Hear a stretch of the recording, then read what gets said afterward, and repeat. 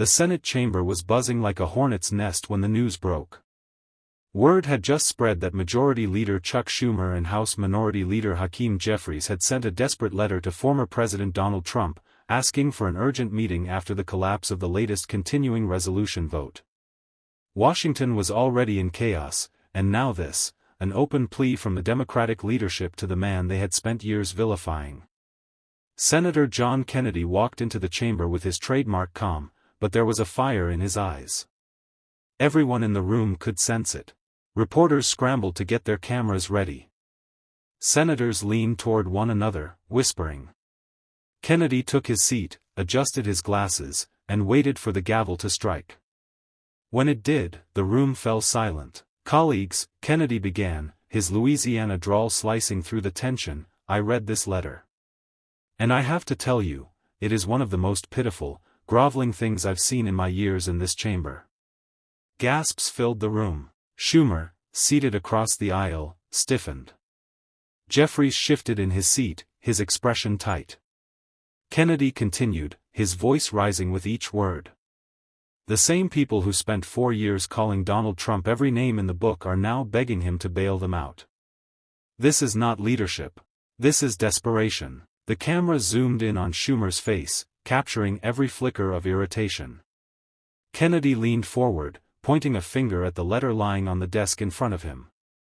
"If this chamber thinks the American people aren't paying attention, they're wrong. They see this for what it is, an admission of failure. And I won't sit here quietly while the people's business is turned into a political circus."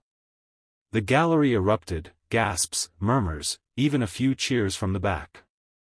Reporters began typing furiously as Kennedy's words echoed through the chamber. Kennedy rose from his chair, his presence commanding the attention of every senator in the room. The cameras followed his every move as he slowly walked to the center aisle, holding the printed copy of Schumer and Jeffries' letter in his hand. "Let's read this together, shall we?" Kennedy said, waving the letter for emphasis. "Because the American people deserve to know just how far their so-called leaders are willing to crawl." He cleared his throat and began reading aloud. "Dear Mr. President, we request your urgent participation in discussions to prevent a total government shutdown." Kennedy stopped and looked up, his eyebrows raised. "Well, isn't that just rich? These are the same folks who swore they'd never work with him again.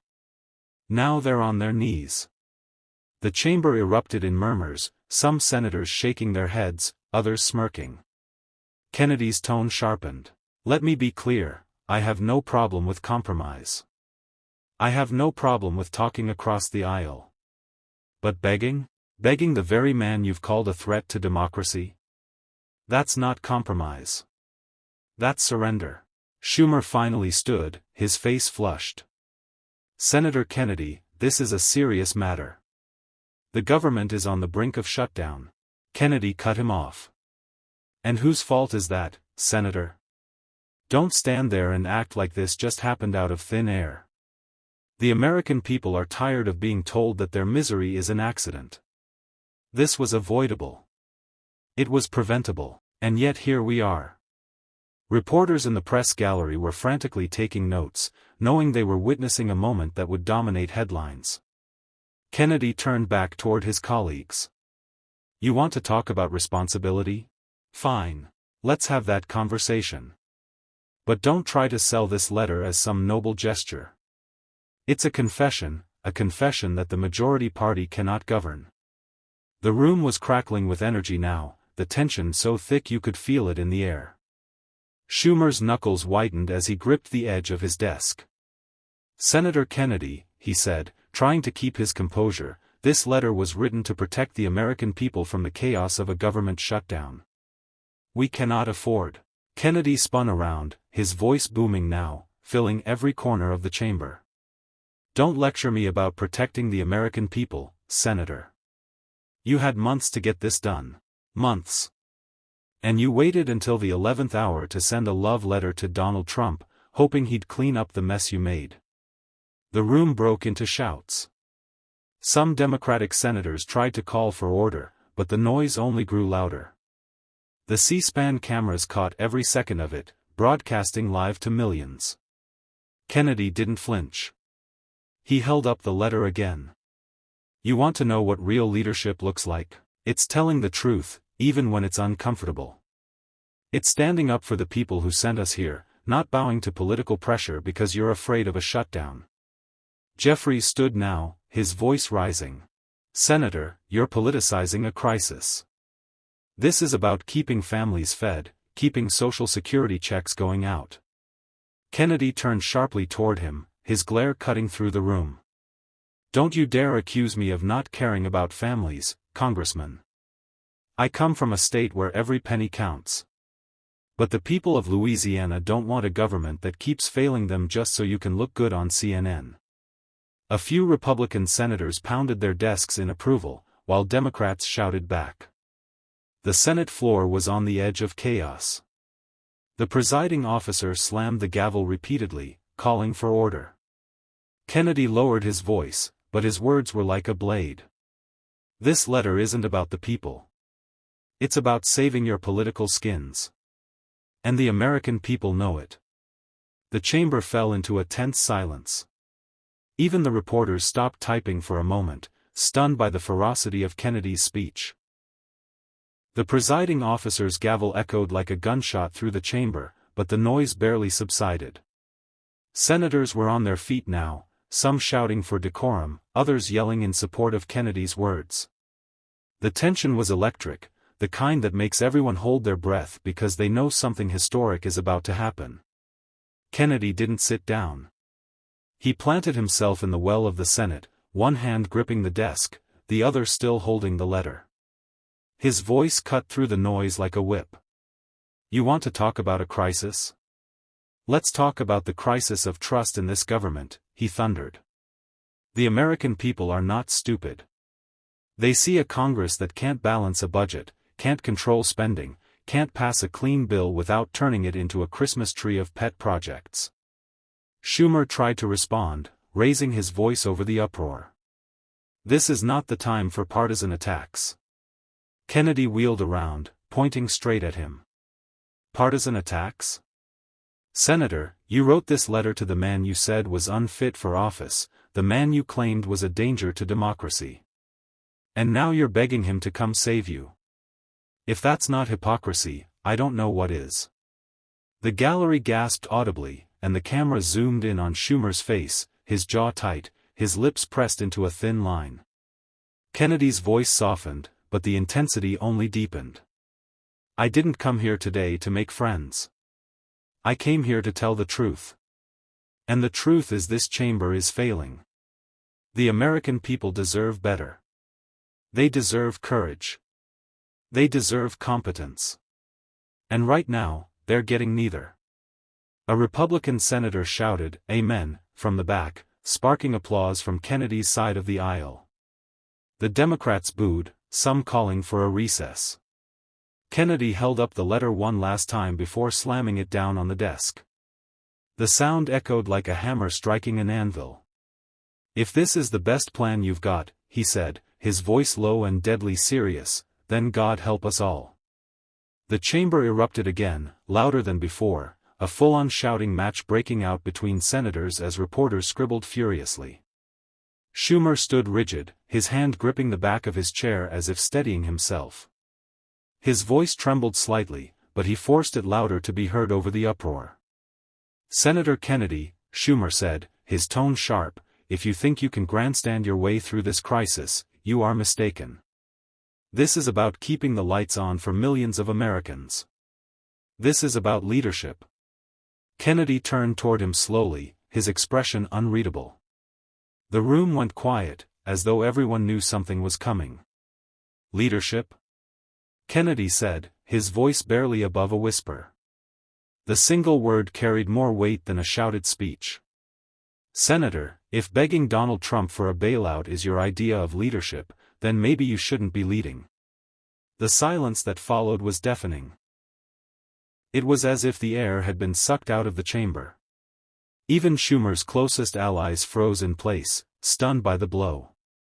Kennedy took a step closer, his voice dropping even lower, forcing everyone to lean in to hear him. You've spent years calling him every name in the book, a danger, a criminal, a tyrant. But now, when your back's against the wall, you're ready to shake his hand and call him Mr. President again. The American people see through it. And they deserve the truth, not a photo op. Schumer opened his mouth to respond, but no words came out. His face flushed deep red, and he sank back into his chair. The cameras zoomed in, catching the moment for history, the leader of the Senate visibly shaken, speechless under the weight of Kennedy's words. Kennedy straightened his jacket and turned to leave the podium. "I yield," he said simply, and sat down. The chamber erupted, some senators applauding, others shouting in disbelief. But it was clear to everyone watching, both inside the chamber and across the nation, that Kennedy had just owned the moment. Within minutes, the clip of Kennedy's takedown was everywhere. C-SPAN's feed was clipped, captioned, and shared across Twitter, Instagram, and TikTok before Schumer had even left the chamber. The moment where Kennedy leaned in, called out the hypocrisy, and calmly said, "Then maybe you shouldn't be leading," became an instant meme. #KennedyOwnSchumer trended at #1 in the United States within the hour. Conservative commentators replayed the footage on a loop, grinning as they dissected every frame. Even some liberal pundits, visibly shaken, admitted on air that it was a devastating moment. "This wasn't just a soundbite," said one cable news analyst. "This was a public humiliation, broadcast live." Schumer didn't just lose the argument, he lost the room. Kennedy's office was flooded with calls and emails from constituents praising him for, finally saying what needed to be said.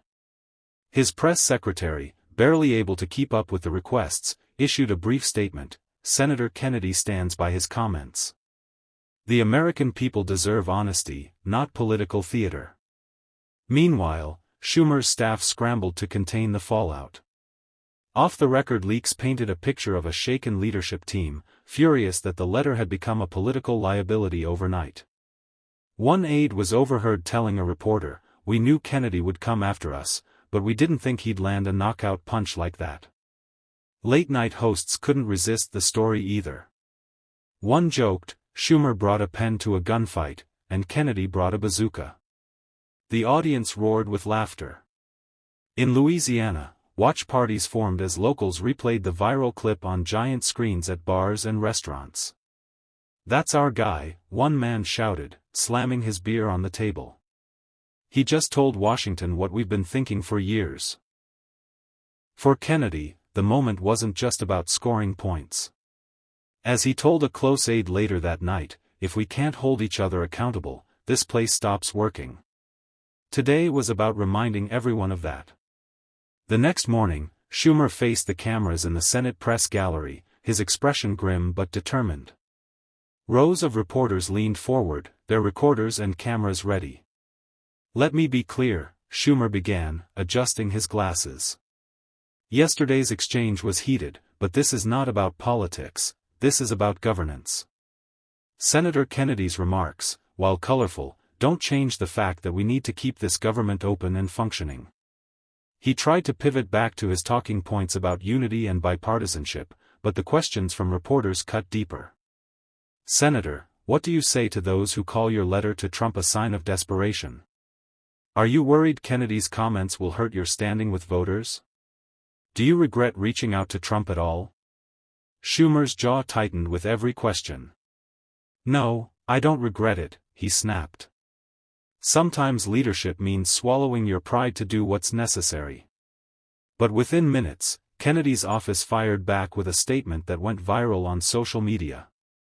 The senator appeared briefly outside his office, sleeves rolled up, speaking directly to the press with his trademark calm drawl. "I'm glad Senator Schumer finally admits this was about swallowing his pride," Kennedy said. "But the American people don't need politicians swallowing pride, they need them to swallow their spending habits, balance a budget, and stop using taxpayer dollars as bargaining chips." The clip was instantly replayed across networks. Headlines blared. "Kennedy strikes again, slams Schumer's press conference." Commentators debated it all afternoon. Some praised Kennedy for keeping the focus on fiscal responsibility, while others accused him of grandstanding. But the consensus was clear: Kennedy had once again dominated the narrative. Even liberal-leaning outlets couldn't ignore the viral moment. One headline read, "Kennedy owns the news cycle, again." By evening, polls showed a spike in Kennedy's approval ratings, particularly among independents who admired his blunt approach. Schumer's numbers, meanwhile, dipped slightly, a sign that the confrontation was resonating beyond party lines. By Thursday morning, the story had taken an even darker turn. A leaked email thread from Schumer's senior staff landed in the inboxes of several political reporters. The messages, clearly written in frustration, painted a picture of a leadership team in disarray. One aide wrote, "We told him sending that letter to Trump would blow up in our faces. Now Kennedy's turned it into a weapon." Another replied, "The senator looks weak, we need to flip this narrative or he's going to be the story, not the shutdown." The leaks hit the press like a thunderclap. Cable news anchors read the quotes live on air, their eyebrows raised. "This is coming from inside Schumer's camp," one analyst said. "This isn't just a PR problem, this is a full-on confidence crisis." Kennedy's reaction was swift but measured. He held a short press gaggle outside the Capitol, his face serious but calm. "Look," Kennedy said, holding up a printout of the leaked thread. "This isn't about winning some political spat. When leadership is fighting among themselves while asking Americans to trust them, that's a problem. We need unity, not panic emails." Reporters shouted follow-up questions, but Kennedy simply handed the papers to an aide and walked back inside, leaving the press buzzing. That evening, the footage of Kennedy's statement played on every major network, alongside graphics of the leaked messages. Hashtags like #SchumerCrisis and #KennedyTruthBomb trended simultaneously. At a Georgetown bar frequented by Hill staffers, the mood was electric. Young aides pulled out their phones, showing each other clips of Kennedy's press gaggle. "He's untouchable right now," one staffer whispered. "Every time Schumer tries to reset, Kennedy drops another bomb." By nightfall, Schumer's allies were privately calling for a strategy change. One Democratic strategist went on record saying, "If we don't control this narrative soon, Kennedy's going to walk away from this as the hero of the entire fight." Inside Schumer's office, the mood was combustible. Staffers huddled around a conference table as Schumer paced back and forth, his face flushed with frustration. "Enough is enough," he snapped, slamming a stack of papers on the table. "Kennedy has hijacked this entire debate. Every network, every headline, it's him. We're letting him run the show." One senior aide tried to calm him. "Senator, we can issue a counter-statement, maybe hit back harder." "No," Schumer interrupted, his voice sharp. "If we attack him, we look petty. But if we stay quiet, he wins by default. This ends now." The outburst was leaked within hours to Politico, which ran a headline that read, "Sources, Schumer livid over Kennedy's dominance of shutdown narrative." Meanwhile, Kennedy was in his Capitol Hill office, sitting calmly with his legal pad and a cup of coffee. "Let them stew," he told his chief of staff with a faint smile. "The more noise they make, the calmer we look." Kennedy then called an impromptu press conference for the following morning. The invitation alone sent reporters scrambling, they knew something big was coming. When he stepped up to the podium the next day, Kennedy didn't raise his voice. Instead, he spoke with the slow, deliberate cadence that had made his remarks go viral in the first place. "I understand Senator Schumer's frustration," Kennedy began. "But this isn't about who gets the last word. It's about keeping faith with the American taxpayer. If that makes some folks uncomfortable, well, maybe it should." The room fell silent. Even the usually aggressive press corps hesitated before firing questions. Kennedy answered them one by one, never breaking his calm, almost fatherly tone. By the afternoon, cable news producers were calling it the Sermon on the Hill. Hashtags like #KennedyCalm and #Sermon on the Hill trended as pundits praised his poise under pressure. For Schumer, the optics were devastating. The more Kennedy appeared calm and focused, the more his own leaked outbursts made him look unhinged. The Senate chamber was packed the following day, every seat filled, cameras rolling from every angle. It wasn't just another floor session, this was the showdown everyone had been waiting for. Schumer walked to the podium first, his tone noticeably restrained. Gone was the fire and bluster from the leaked outburst. "Colleagues," he began, "we've had strong disagreements this week, but it's time to find a way forward." He outlined a compromise plan that would keep the government funded while allowing for a debate on spending priorities later in the year. It was a face-saving measure, one that would calm markets and cool the political firestorm. When it was Kennedy's turn, the room went silent. He adjusted his microphone, glanced briefly around the chamber, and began. "I welcome Senator Schumer's change in tone," Kennedy said evenly. "But let's be clear, this deal isn't about saving face. It's about saving the American people from reckless brinkmanship. If this week taught us anything, it's that we owe the public better than panic letters and political theater." The chamber erupted, some senators applauded openly, others shook their heads in frustration. The cameras caught every moment, broadcasting Kennedy's steady presence to millions watching live. That night, the clips dominated primetime news. Headlines read: "Kennedy forces Schumer's hand, shutdown standoff ends." "Kennedy emerges as voice of reason in chaotic week." Even traditionally left-leaning outlets acknowledged Kennedy's victory, calling his handling of the crisis masterful. Polls released the next morning showed a remarkable shift. Kennedy's favorability among independents had surged nearly 10 points in just 3 days. Pundits on both sides agreed, he had not just won the policy fight but the narrative battle as well. As Kennedy left the Capitol that evening, reporters shouted questions, but he simply offered a wry smile and said, "Sometimes you just have to remind folks who's supposed to be in charge, the American people." The clip went viral within hours, racking up millions of views and cementing the week as one of the most defining moments of Kennedy's career. Ladies and gentlemen, this was never about Senator Schumer or me, this was about you, the American people. Washington can argue all day, but at the end of the day, you deserve a government that works, a budget that makes sense, and leaders who don't treat your tax dollars like poker chips. I didn't come here to play games. I came here to fight for the truth, to hold the powerful accountable, and to make sure your voices are heard in these halls. That's my job, and I'm not backing down.